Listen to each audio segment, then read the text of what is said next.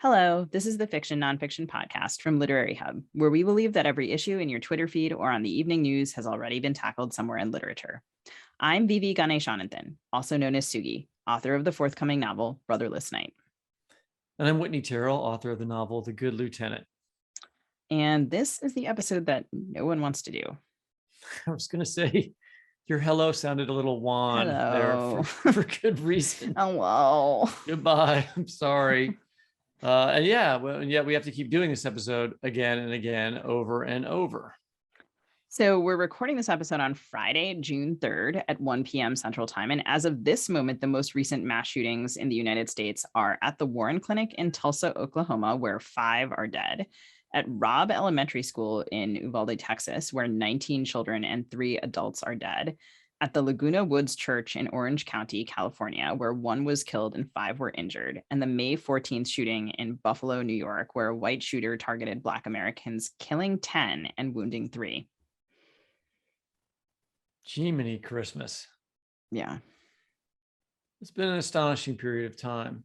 And as you know, Sugi, but our listeners may not know, I'm in France right now, where my wife runs a study abroad program for the University of Missouri, Kansas City.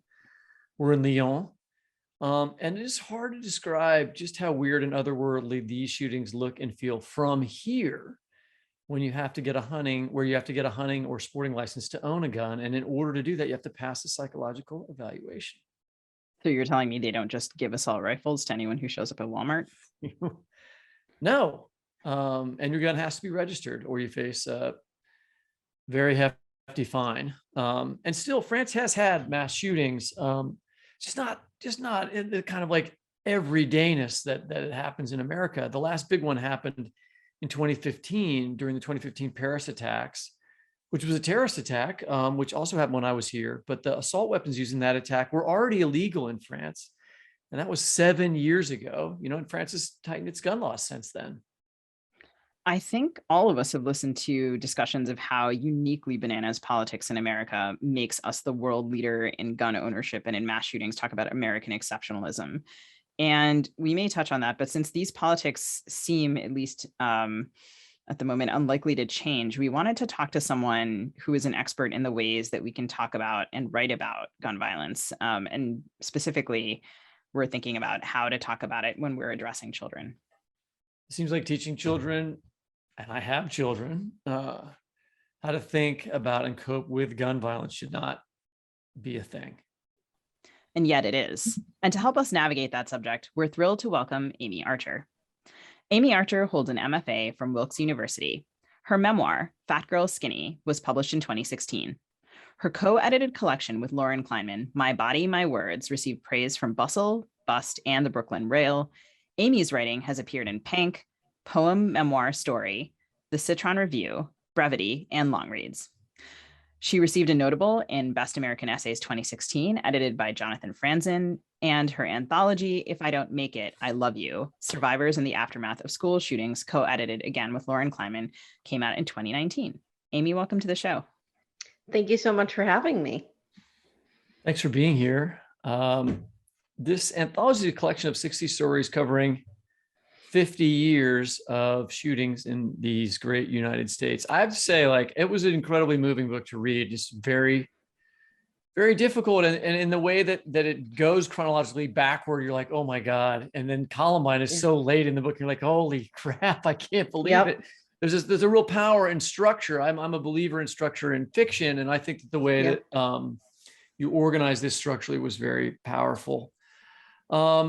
Well, but I'd like to. Can I speak to that for 1 minute? Sure. Well, that's that. Yeah, we want to know, why did you do that? How did that happen? Yeah. So that was a conscious decision, actually, on the part of my therapist. So when Loren and I undertook this project, we obviously knew that we would need therapists to help us through the process. So I had gone to therapy a little bit as a kid or as a teenager, but I knew that I had to seek somebody out to help me through this. And as we were in one session, I remember very distinctly saying to her, when you're going through these stories, and Loren and I just read these stories so many times and through the editing process, you guys know what that's like. You just become so familiar with the work. I said to her, it's almost like you can see the trauma, the trajectory of the trauma.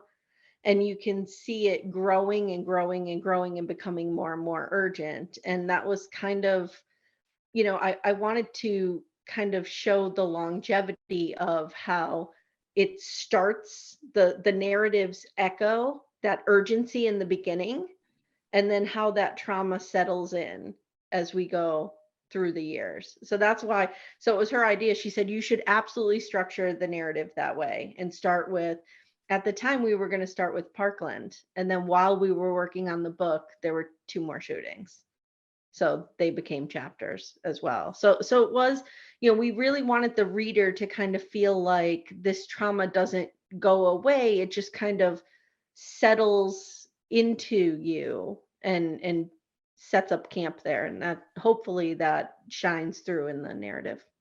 I mean, I think that one of the things I wrote a novel that is about trauma. It's about war trauma. But that book, the only way that I was able to write it was backwards finally. And so it starts with the main character, Emma Fowler, doing something terrible. And then the book is about how she arrived at this moment of action.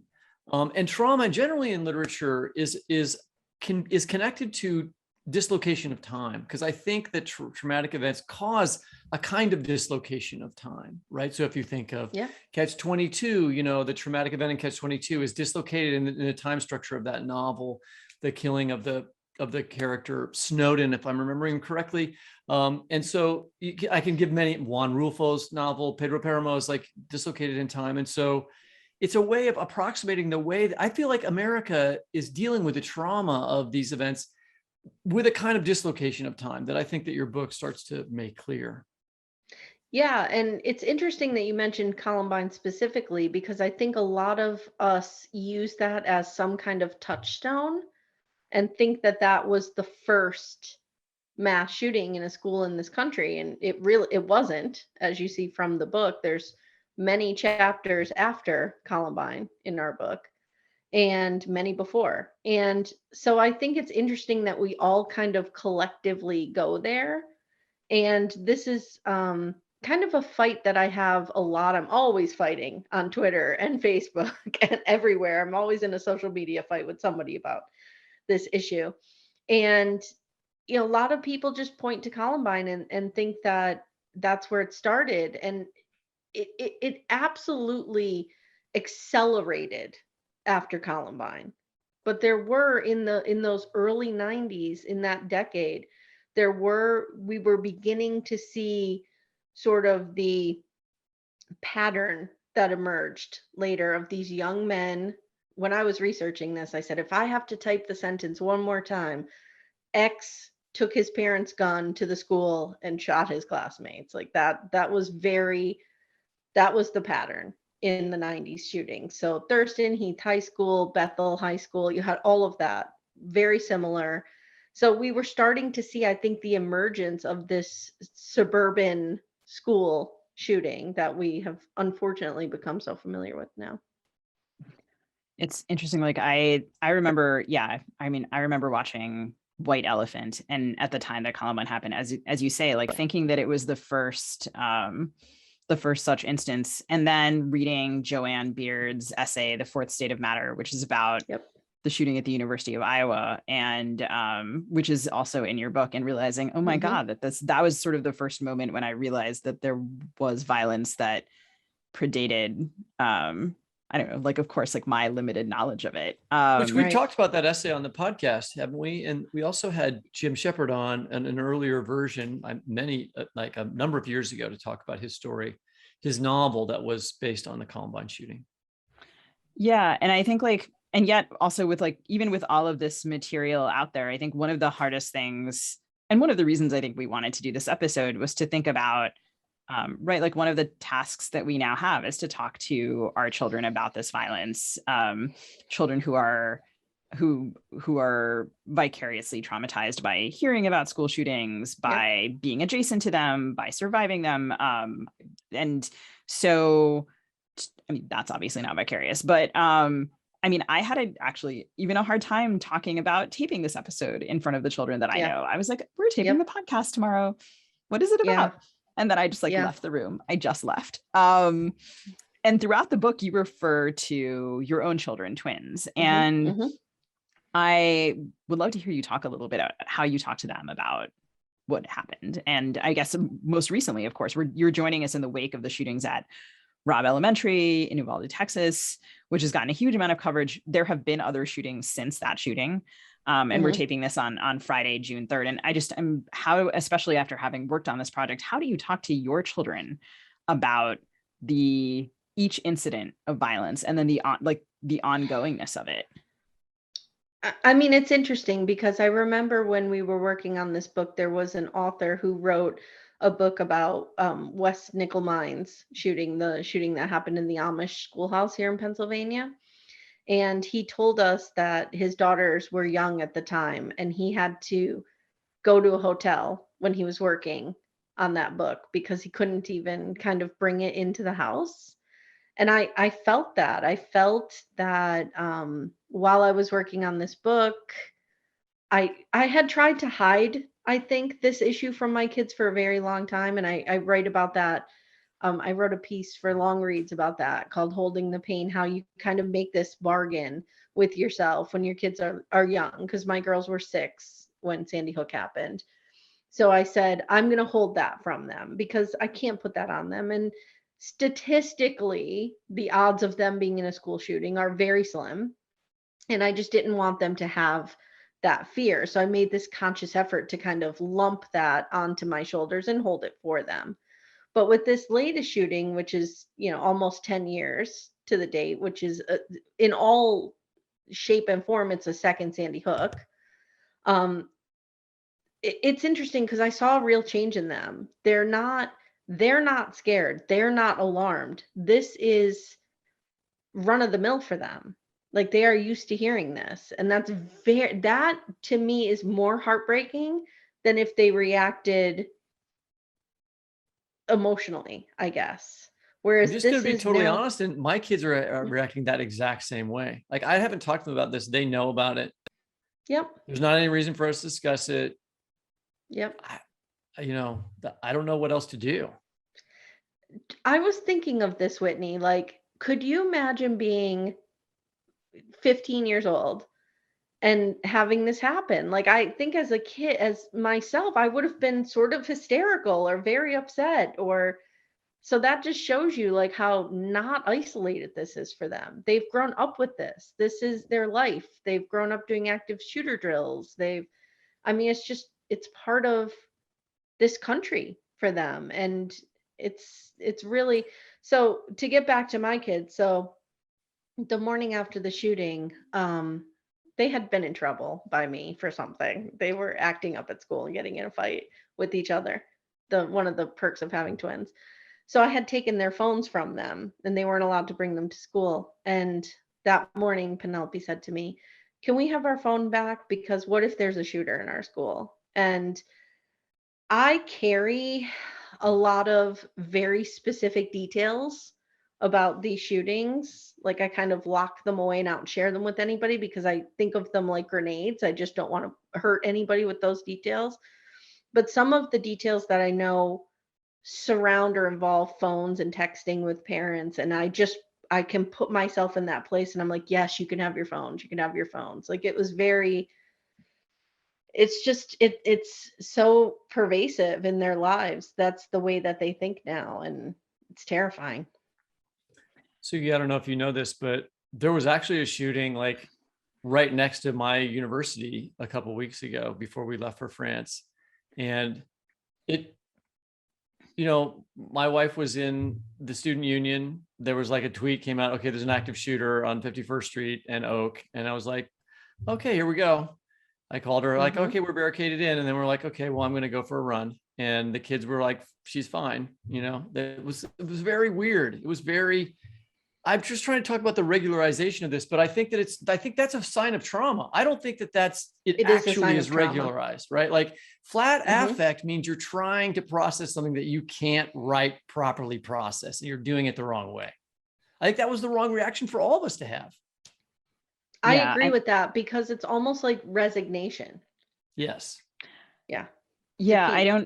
No, I was, I have a close relative who works as a school administrator who several years ago, I don't know if he called me during the bomb threat or if it was after, but he was just kind of like, yeah, I'm at school and this is going on. And I was like, oh my God. And then later, I'm trying to remember what the body armor discussion was, but we had like a completely fucked up conversation about body armor.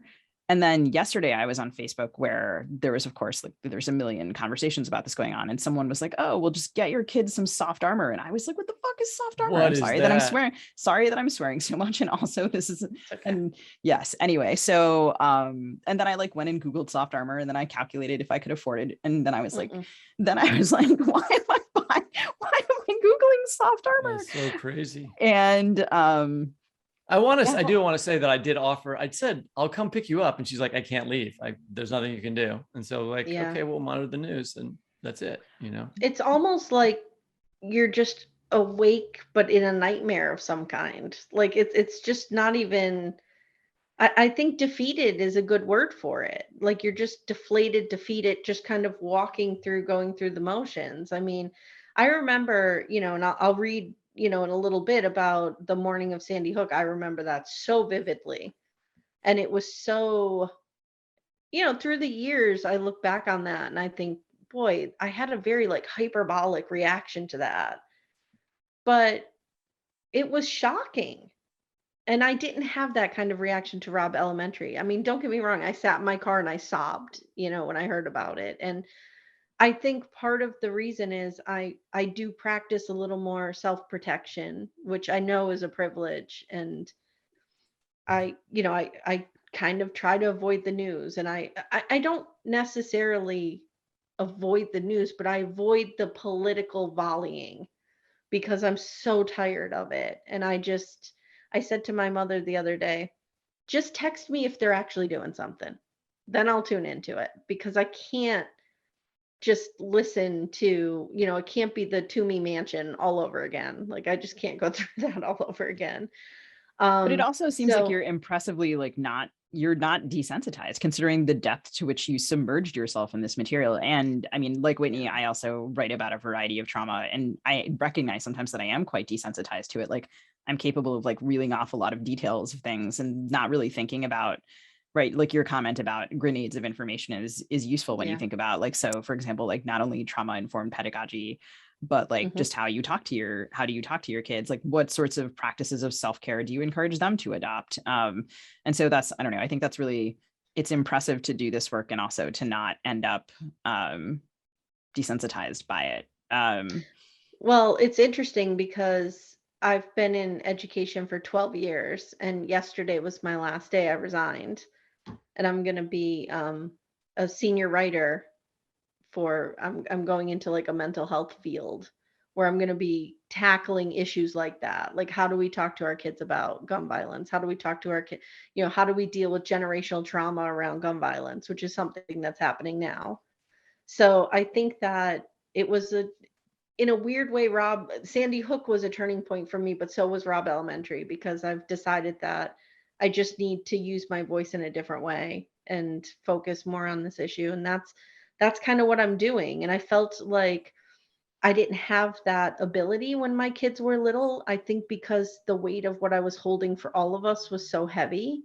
Whereas I feel like now they can kind of hold it a little bit and I can get out there and try to do something. I mean, that's the best way to describe it. Not that this, obviously I did something for it with this book as well, but just kind of engage daily with this kind of subject matter. So I'm not giving up. And I think that's kind of the most important thing, that even though we feel deflated, we feel defeated, that we don't give up. Like there has been a lot of gun regulation passed, good and bad, but a lot of good through groups like Moms Demand in every town and Gabby Giffords and stuff like they've made progress. And I think if everybody's just kind of like, oh my God, this is like it's pointless to even try, then that's where we're going to really lose ground, and that's very dangerous, I think. I wonder if you would read for us from that section on Sandy Hook. I think it's chapter 9. Sure, I have to warn you, I don't always get through it. That's as much as you care to or can. Yeah. So on the morning of December 14th, 2012, one of my twin daughters stayed home from school. Warm from fever, she drifted in and out of sleep as I cleaned around her. The house was still out of sorts from the girl's 6th birthday party, only 2 days prior. And shortly after 10 o'clock, I started receiving texts from my more news conscious friends, alerting me to a school shooting unfolding at Sandy Hook Elementary School in Newtown, Connecticut. On the news, there were dozens of children with terror on their faces, walking in connected ropes through the parking lot. The adults looked just as horrified. Mary Ann Jacobs, who was working in the library that day, captured that emotion in her story, writing, "It became evident very quickly that we were missing 2 entire classrooms of kids." As the minutes ticked by and it became obvious that those 2 entire classrooms of kids were not coming out, I struggled to breathe. 20 children between the ages of 6 and 7 were dead. Children the same age as my twin daughters. 20. I pressed my spine against the door frame of my kitchen while I sobbed, praying that it would hold my pain.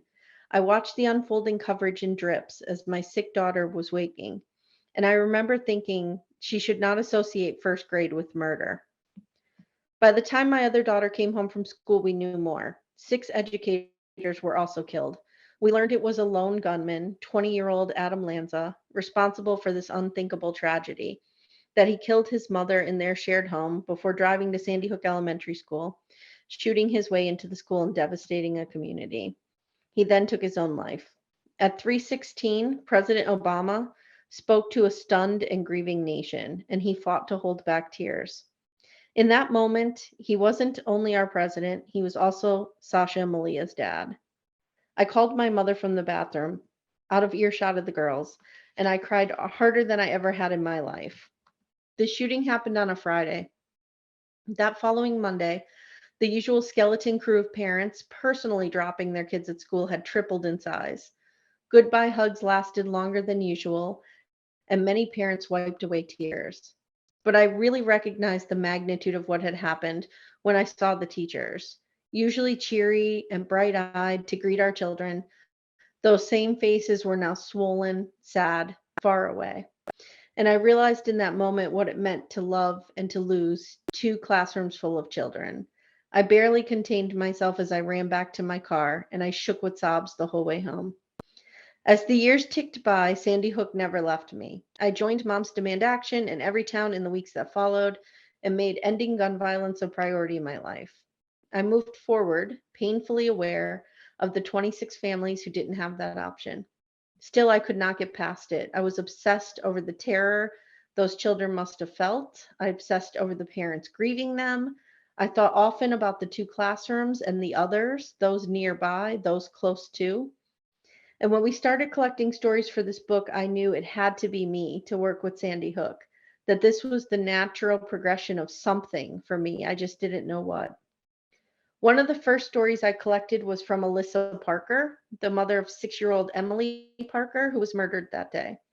As she spoke about Emily's wise beyond her years approach to life, I saw my girls come to life in her story. As she described Emily's love of art and how she and her husband Robbie have pictures Emily drew, documenting family events, I looked at my refrigerator covered in portraits of stick-figured people with triangle dresses and 3 plump fingers. Every story became my story. Every child became my child. And I didn't know how to separate that, and maybe I still don't. Then my worst fear realized. Even though I grieved regularly for those who lost children, I often wondered about those who survived the terror of that day. The kids in the classroom where it happened, where it occurred, how could they possibly move on? How could they possibly grow up? In Susie Aaron's story, I found my answer. Susie's daughter was in Miss Soto's classroom and witnessed not only the death of her classmate, but that of her beloved teacher as well. When we spoke, Susie and I both cried. I don't know if I was crying for her daughter or for my own, for Emily Parker, or maybe all of the above. Her daughter is growing up now, and her life has been defined not by the tragedy of Sandy Hook, but by the love of teachers who, despite their own trauma, worked to heal their students. As the Sandy Hook chapter began to take shape, light began to creep in. And with each week, I was crying less and less in therapy. I met the bravest of women, Abby Clements, Marianne Jacobs, Cindy Clements Carlson, all of whom were in the school, all of whom found the courage and strength to not only navigate their own aftermath, but that of their students. And with each story, the incredible strength of this community became evident and brought comfort to what had been a long-lasting wound. The shooting at Sandy Hook will always be the turning point for this nation. But what has come to define this event isn't the action of one troubled young man, rather the inaction of a full legislature. On April 17, 2013, bipartisan legislation requiring background checks and the banning of some military-style automatic weapons failed in the Senate. Several more attempts at gun control would also fail. But where the government has let these children down, the community has stepped up. And I have been blessed to have met so many wonderful advocates from Newtown, all of whom were brave and strong enough to stand up when no one else did and to say enough. They are parents, they are teachers, they are community members who continue to fight every day to make sure this doesn't happen to you or to me. They are the bearers of light. Thank you so much. There's something about that phrase, that 2 classrooms full of kids. There's something about that quantifies the horrific trauma for me in some weird way that I can barely get by that sentence. I don't know. It's hard for me. One thing I've been thinking about, and this is, I don't know that we have an answer for this, but I've been thinking a lot about, your book focuses on shootings at schools and universities. And there's a reason why those are remarkable, because of course the victims are innocent. Victims of all these shootings are innocent. So I'm not saying that there's some distinction there, but there's something about young children that is particularly provoking. But also we have these other shootings that happen. We have a shooting in Buffalo that is where the gunman has a racist, ideology that he's enacting, and he's actually a white person who's attacking Black Americans and killing them deliberately. We have in Irvine, California, there's a shooting at a church where that's about politics that involve China and Taiwan, right? Do the causes of these shootings matter? What is there some way to link what's happening? It feels to me like there's like we're actually having like some sort of like the number and pace of shootings right now, like there's some sort of disease happening. Like there's a copycat thing. They aren't all the same, but there's some sort of something in the air that's happening, right? And I don't know if that sounds crazy to you, but that's what it feels like to me, even though these shootings have very different causes, quote unquote causes. I think there's, if you dig down into the data, there's 2 or 3 strains, of similarities that you can pick out. The hatred, racism, a lot of the shootings in the 90s revolved around isolationism or bullying or something like that. What they all have in common is that they can walk into any store and get a gun. That's the problem. I mean, all countries have these problems, but not everyone is arming these people to the extent that we are. So the virus, the disease, is the ability to buy any kind of gun. So the Buffalo shooter actually could not get his guns in New York and drove south and came 10 minutes up the road from me and walked and bought, an AR-15 or whatever it was that he used, and went back to New York and used that gun. So, even if you live in a progressive state that has passed good gun measures, you are still just as safe as the states around you. I mean, that is the argument with Chicago all the time, right? Oh, Illinois has some of the strictest gun laws, but Chicago has the greatest. Well, all those guns come in from the neighboring states. So that's a problem. Like we're only as safe as our neighbors allow us to be. So this is a fight that everyone has to take up, even especially those who live in states where the governors want to protect you and pass good laws, but have trouble enacting them because of what is happening around them. Well, I don't live in one of those states, unfortunately. I don't either. I'm in but Pennsylvania. I think it's really important. It's really important that you mentioned the gunman from Buffalo going out of his way to get that rifle, because you hear all the time people argue, well, it's not these guns. I mean, this gun is not, you can No, the guy knew what he wanted. He's like, this is the best thing to do what I'm going to do. I am going to go to Pennsylvania and get this gun to do what I'm going to do. And there's a reason why banning assault rifles, that would be effective and would be helpful. And we did that. And it was effective. Yeah. And, we need to redo that. I don't know if you saw, I'm one of these people who says I don't watch the news and then I start talking about news stories. So I'm getting it from somewhere, obviously. I don't know if you saw Twitter what was going on with Beto and Greg Abbott. So I did. Beto and that was so, yes. What a, it was amazing. Yeah. So I guess for our listeners, that Greg Abbott's post Uvalde press conference. Who is the governor of Texas, who we heckle all the time on this show. And that Beto O'Rourke interrupted him and said, this is your doing, right? And like the video of this is astonishing. So for our listeners who haven't seen this, I so appreciated this confrontation. And what did you think about it? Well, and they threw him out.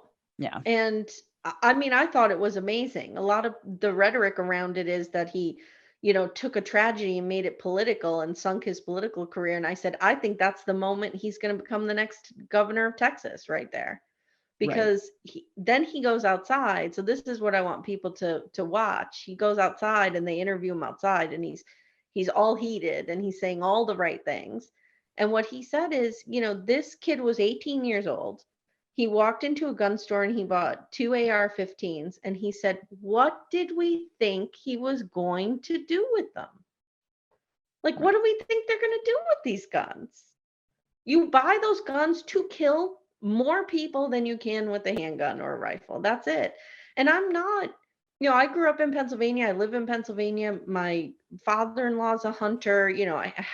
I have some guns in the vicinity of myself, which are hunting rifles, which if you wanted to take to a shopping mall and do harm, you could, but it would take you a really long time to kill more than like 3 or 4 people.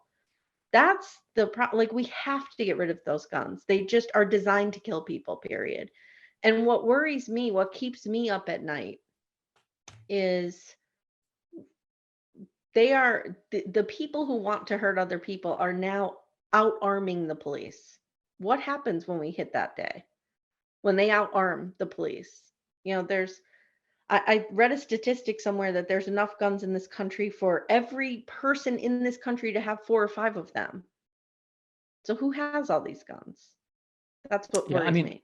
I'm a gun owner and a hunter. And that's the one, this is the part that I always forget to say, like the idea that there's somehow other than killing people to own an AR-15 is completely crazy. You would never use that to hunt. And the hunting rifle that you do have is, of course, would be a thing that you can't commit these crimes with. I have a bolt action 30-06 that you go deer hunting with. Right. You can't reload that thing that quickly. You have a double barrel shotgun. I'm sorry, these are grotesque things to talk about, but of course we've been put in this position by bad gun laws. But a hinge action double barrel shotgun, you're dead. If you start shooting people, somebody will come and tackle you while you're reloading. I mean, these things don't work without the assault rifles. It's not going to happen. The Second Amendment is really one of the only laws in this country that has not changed in accordance with the technology that it governs. It was written 200 years ago, and think about how much guns have changed in that time. It's ridiculous to think that you wouldn't. And of course, we always forget about the well-regulated part, right? But it's ridiculous to think that we shouldn't adapt it in some way to what's happening now. So that kind of never made sense for me. But I mean, I hear the arguments, and what I keep coming back to is this is a complicated issue. You're essentially trying to get to the nugget of what makes a person want to hurt other people. Every country wrestles with that. There are several fields of theory that wrestle with that. We're the only country that arms them, period. Like, we have to scale back the guns, and then maybe we can work on the other stuff, which definitely needs to be worked on. I wonder, did you see the cover? It was the New York Times Sunday Review. Did this, the police said that the gunman was able to acquire the weapon legally, and they pulled the sentence from like every shooting that had happened for, for many, many years. And that was the cover of the review. And it was so striking. I appreciated them doing that because I mean, it gets right to the point that you're making. And you mentioned earlier that bipartisan legislation that failed in 2013. And I was surprised that, like, I don't know, reading your book, I was like, oh my God, look, it's Joe Manchin doing something useful. Yeah. Who knew? And Pat Toomey. And Pat Toomey, also like historically not, Joe Manchin I see historically as someone terrible. Right. And, you know, we're also talking on the morning, we're talking on June 3rd. So last night, Joe Biden delivered a primetime address in which he called for legislation for gun against to prevent gun violence. And he talked about assault weapons. He talked about background checks. And I wonder if you see here the potential for like a different kind of motion, or if because it seems to me like, again, there is a level of desensitization that you're talking about, but there are also, I think, because of Robb Elementary, and there's also this debate going on, right, among journalists and people in the media.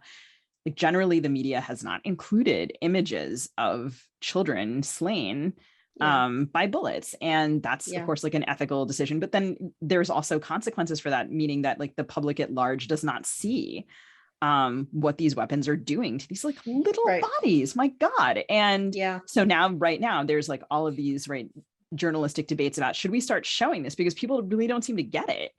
And I wonder, like, if you think this. Well, there is a middle ground, Suki, which is to write about it. I mean, the descriptions in this book specifically, I think, are the kinds of things that people should be reading. That's true. I wonder if you see this as any kind of tipping point, or if there's a way that we can talk about this differently, as Whitney's suggesting, to make this a tipping point.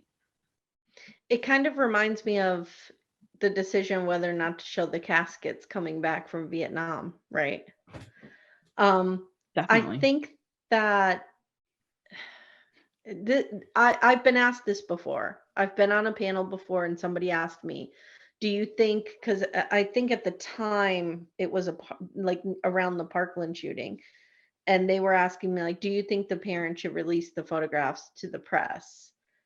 Where I come down on that is always, that is an extremely personal decision, and I would never say yes or no, they shouldn't do it. I do think that reading about it is helpful. I think that we can't sugarcoat things anymore. You know, I get the question a lot, like, how do you talk to the other side? And my answer to that is, well, there's a majority of the other side that you can't talk to. You're never going to win them over. You can yell at them all you want, but it's not going to happen. But hopefully they're small. But I think when you start sharing details with people, so for example, I was talking to somebody right after Robb Elementary, and I said, and this is hard to hear, so if you guys want to fast forward 30 seconds, but I said, parents had to donate DNA for their children to be identified in that shooting. Like, that's how badly the bodies were mangled. And when you hear something like that, if you're an empathetic, feeling human being, that takes your breath away. You're just kind of like, oh my God. When you see in the newspaper that a casket maker in Texas is making custom caskets for these kids, and you see the size of the caskets, stuff like that is effective, like not sugarcoating that kind of stuff anymore. So I think you can create that effect without showing the children, or, you know what I mean, directly impacting the families. I don't know. I don't like to even try to imagine how I would react in this situation. Would I show I don't know. I really don't know. I think it would be, I can tell you that I would be so angry that I don't know if anybody can contain me ever. And I don't know how these parents, and I think we're starting to see that they're not doing this, but how these parents just go, like, they just have to accept that this happened and go on, and grieve and feel trauma for the rest of their lives without. I mean, what do you do when you live in a state where the governor is actively passing laws to make you less safe? There's got to be some kind of legal precedent or something that these parents can do. I mean, this was not an accident. This was directly the result of the gun laws in Texas. So who is responsible for that? The first story in your book is a series of Twitter feeds from a woman who lost her Rhonda Hart. daughter, Rhonda Yeah. Hart. And that was at the Santa Fe High School, which is, I'm going to be totally honest, a shooting that I completely don't even remember. It happened in 2018. Yeah, it happened while we were working on the book, and I reached out to her and she could not write, understandably. And I just said to her, is it okay if I go through your Twitter feed and I create a visual story for you? And she said, yeah, go ahead. So I did that. And I spent maybe 3 weeks just engrossed in her Twitter feed. And it had a really profound effect on me. Like you really feel like you get to know these kids, and maybe these stories are what needs to be out there more. I mean, But that's just talking about the violence, that's what I find her writing about. That was the part that I had that made me realize that I had been holding what's happening at a distance, Yeah. Where she talks about her daughter being shot 4 times, Yeah.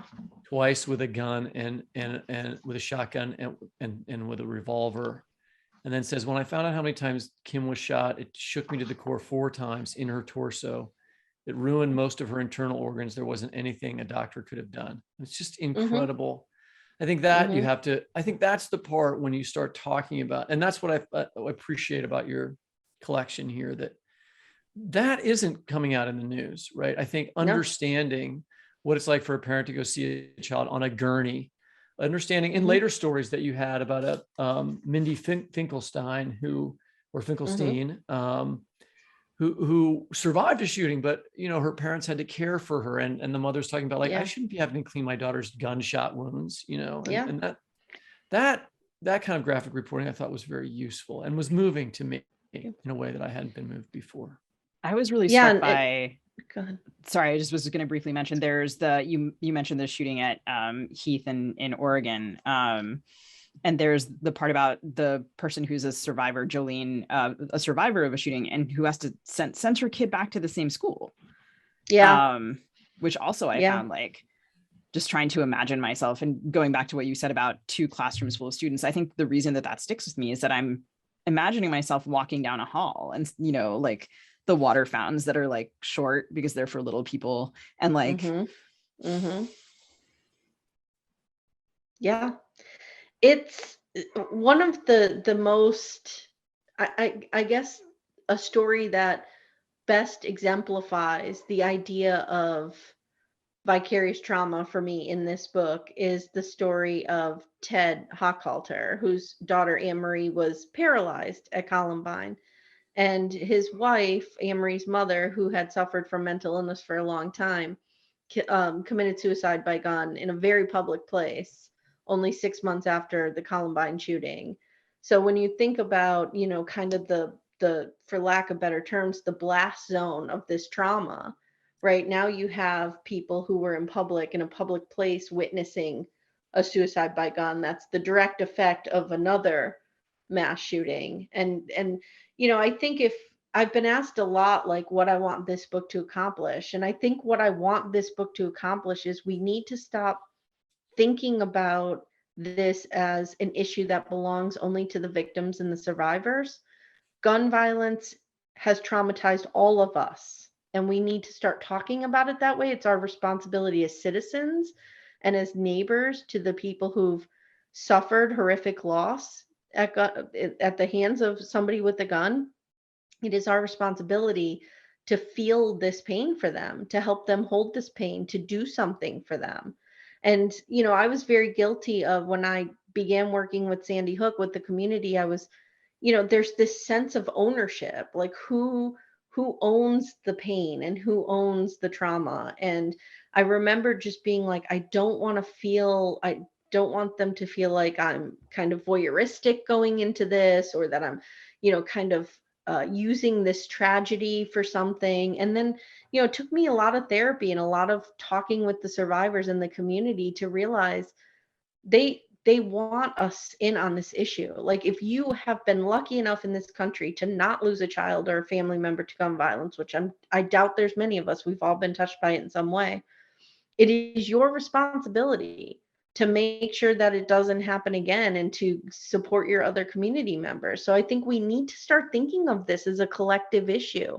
You know, a lot of gun violence advocates were really, you know, when COVID happened and the pandemic hit and we were all in lockdown, we were taking that so seriously. We were all kind of like, huh, if only we treated gun violence this way, that it is this national emergency that needs our attention right now, and we're all in this together, and we need to fix this together. And you just don't see that around this issue. So I'm hoping that this book, you know, if you're reading it and you read Rhonda Hart's story or Mindy's story or Jolene's story, that it hits something with you, and you're kind of like, you know, I relate to this person, I relate to this story, and I want to prevent this from happening again.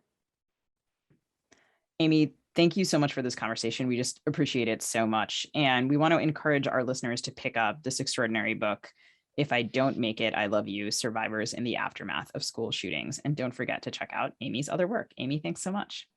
Thank you so much for having me. I really appreciate it.